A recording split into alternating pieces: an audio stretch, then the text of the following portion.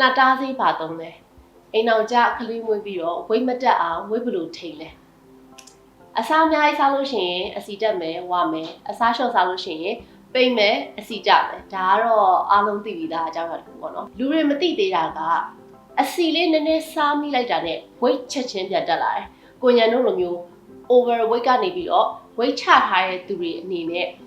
weight ချပြီးသွားတဲ့အခါမှာနည်းနည်းလေးအစားတော့မစင်ကျင်တာနဲ့ချက်ချင်း weight ပြန်တက်လာတယ်ဘာဖြစ်လို့လဲအမျိုးသားတွေရောအမျိုးသမီးတွေရဲ့ခန္ဓာကိုယ်မှာ fat cells အစီ cells တွေဆိုတာရှိတယ် immediate weight gain ဖြစ်တယ်ဆိုတာအဲ့ဒီ fat cells တွေကြောင့်ပဲလူတိုင်းရဲ့ခန္ဓာကိုယ်မှာ fat cells ကိုစီရှိတယ်ခန္ဓာကိုယ်မှာရှိတဲ့ fat cells တွေက teenagers ဆိုတဲ့အရွယ်ရောက်တဲ့အခါကျလို့ရှိရင် fat cells ထုတ်လုပ်မှုကရပ်သွားတယ်ရပ်သွားတာနော်ခန္ဓာကိုယ်မှာရှိပြီးသား fat cells တွေကတော့ဘယ်တော့မှတည်မသွားလူတစ်ယောက်နဲ့တစ်ယောက်ရဲ့ခန္ဓာကိုယ်မှာရှိတဲ့ fat cells ပမာဏမတူဘာလို့မတူပါလဲဆိုတဲ့အကြောင်းပြချက်နှစ်ခုရှိတယ်။ကိုယ့်ရဲ့ genetic genes မျိုးရိုးကိုဝါရဲ့မျိုးရိုးဆိုလို့ရှိရင်ကိုယ့်ရဲ့ခန္ဓာကိုယ်မှာရှိတဲ့ fat cells ကပုံမှန်သူတွေထက်ပမာဏပိုပြီးများနေနိုင်တယ်။နှစ်ငငယ်လေးတွေကအရန်စားပြီးတော့ဝါရဲသူဆိုလို့ရှိရင် fat cells တွေကပိုများပြီးတော့ငငယ်ကလေးတွေကပိန်တဲ့သူဆိုလို့ရှိရင် fat cells တွေကပိုပြီးနည်းနေနိုင်တယ်။ fat cells တွေကဘာနဲ့တူလဲဆိုတော့လေထည့်လိုက်တဲ့အခါကျတော့ရှင်ဖောင်းလာပြီးတော့လေမရှိရတဲ့အခါကျရင်ရော့သွားတဲ့ဘူပေါင်းလေးတွေနဲ့တူတယ်။ကိုယ်တိုင်ကအစီအသိမစားဘူး healthy diet ကိုပဲစားရဲ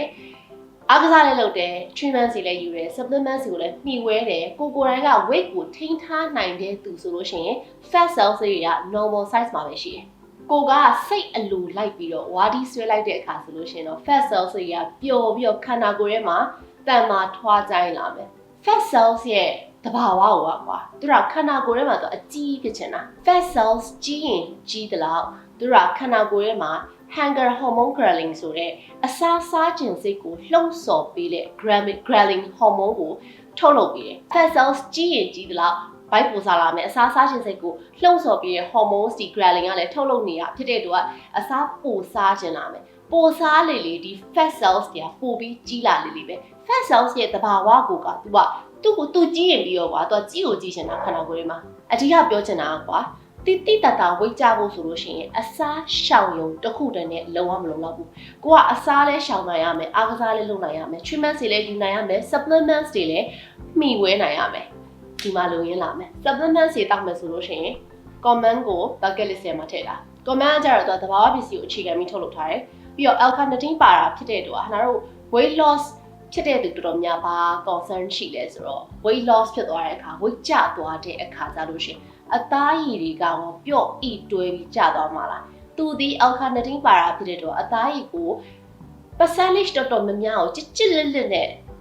ဖြစ်အောင်အရန်ကြီးပျော့တွဲမသွားအောင်ကာကွယ်ပေးနိုင်တဲ့အားနည်းတွေရှိတယ်ဆိုတော့ကိုကpills တွေဒီ supplements တွေကို sensitive ဖြစ်တယ်ဒါပေမဲ့ weight loss လည်းသွားကျင်တယ်ဗာဆေးတောက်အောင်လဲဆိုလို့ရှိရင် comment ကို bucket list ထဲမှာထည့်ထားဖို့ခဏ recommend လုပ်ချင်တယ်ခဏကတော့ဒီ comment တောက်တဲ့ခါကျလို့ရှိရင်ကိုကစိတ်အလိုလိုက်ပြီးတော့မဟာတရားစားလိုက်တဲ့နေ့မျိုးဆိုလို့ရှိရင်သုံးလုံးတောက်တယ်